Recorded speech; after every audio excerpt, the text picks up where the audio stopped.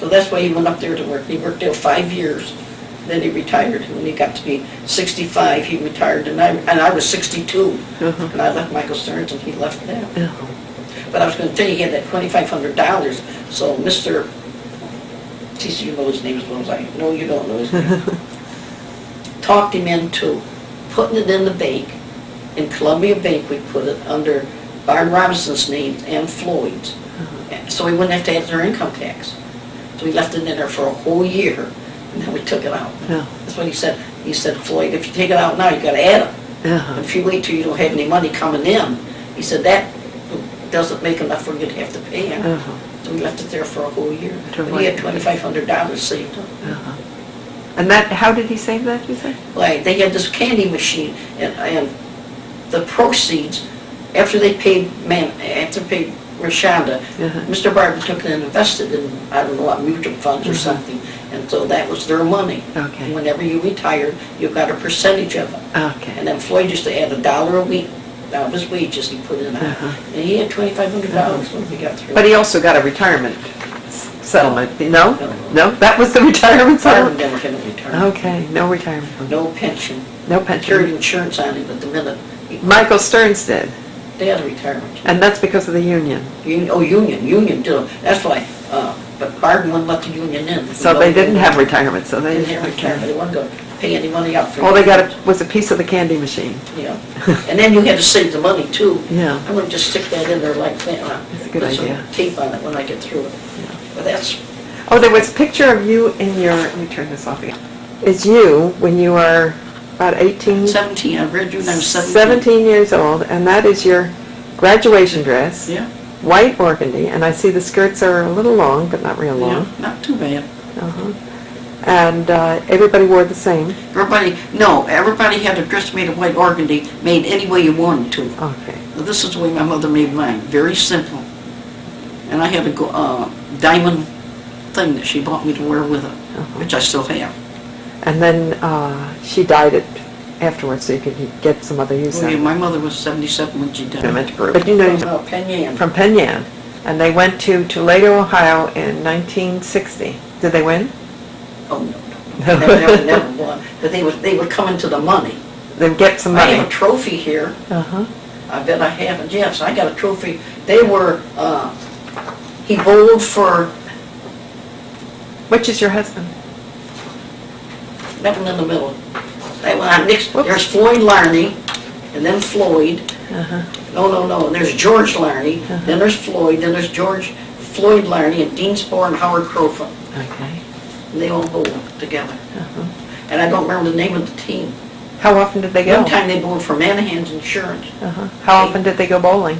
Floyd bowled one night a week. And in the beginning they used to bowl from 7 to 9 and 9 to 11. In fact, I've seen him bowl every night. I have seen teams call him, they need a blind. They'd call him up to bowl for him. He was a good bowler. And it's the same bowling alley we have today? No, well, in the beginning it used to be down where O'Leary's restaurant is. That was the bowling alley. Then they moved up where the Head Start is. No, not Head Start. What is that one up on Lake Street?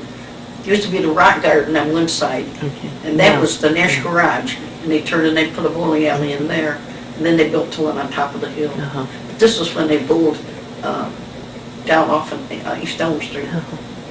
And mostly a male sport, or were there women's bowling? Well, they had both. The women bowled Wednesdays and Thursdays, because Dot Robbins I go to see bowl, and right now there's a bowling, and there's, you heard Eleanor Grove say she bowled, and Marilyn Smith, Dr. Arnold, take exercises. Marilyn Smith bowls. They have a women's, they have a senior citizen league. They didn't have that in the old days, though, did they? Yeah, but I never got involved in the seniors. I was not a bowler. I never appealed to me. But a funny thing happened once. Here we go. We went to, to just wear around. She dyed a pink for me. We'll do this, okay. So I don't remember when it was, but I remember when we went that one time that they put him in the hospital, and he had sugar, a bleeding stomach ulcer, a polyp on the intestine, and then a large prostrate gland. So he died No. No, not It that? took us from the first part of December until May to get him well. Oh, no, he didn't die that time. He had a stroke and he died in 1990, August the 15th, 1990. That's a long time. And you moved in here? This is St. Mark's, you moved in here? February the 22nd, 1979. Was that shortly after it opened? When had this opened? I think it's been open, I've been 22, I think it's been open 27 or 28 years.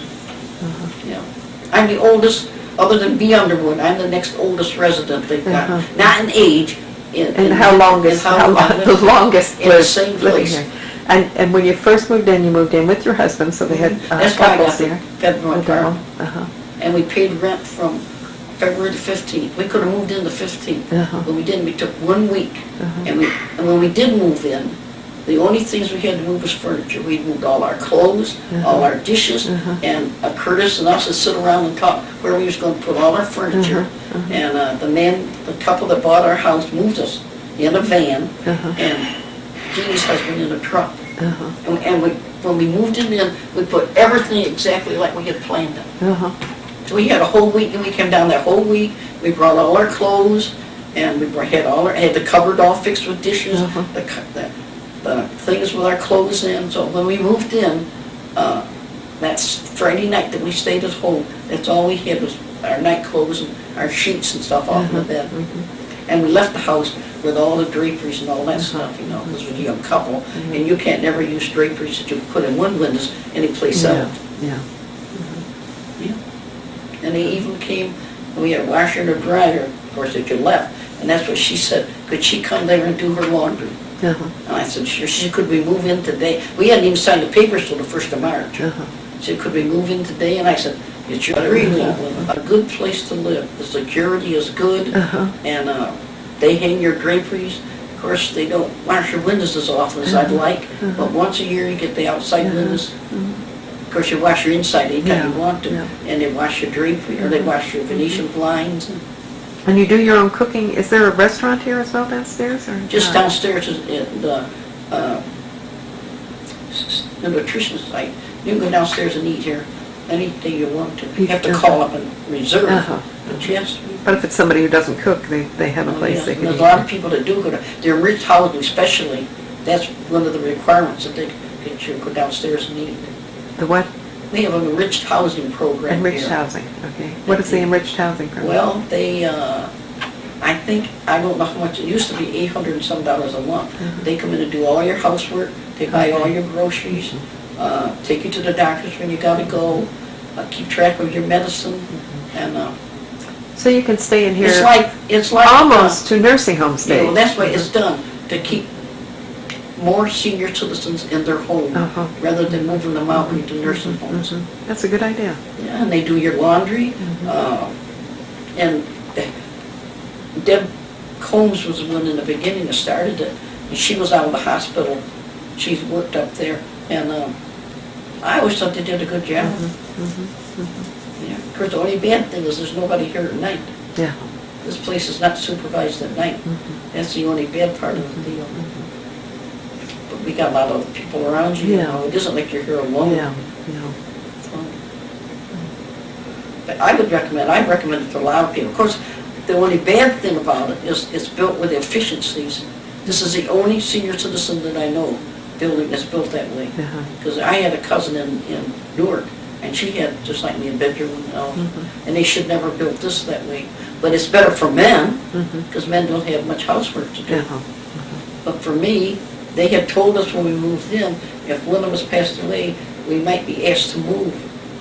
But I've never been asked to move. In fact, when they did, I was on the board, the big board here, and when they built Dundee, and I had to go and show it, I was on the part of my job, and Deb Gordon, I was down there once, and I said, Deb, could I live down here cheaper? And I couldn't. And she said, I don't know, come in the office and we'll talk about it. But no, I couldn't. But I did tell her, if you make me move in efficiency, I won't be down here living. She said, really? I said, oh, yes. I said, what would I do with all my furniture? Now, the efficiency is just one room and a pull-out bed? And it's got an alcove. You put your bed in the dresser. But you have some of them do it very nicely. Next door, Divens, or Porter, I think we're Divens because she was Doris Divens for a long time. And she's got one, and it's very nice. And downstairs where the enriched housing office is, used to be Liz Osgood's, and she had a big double bed.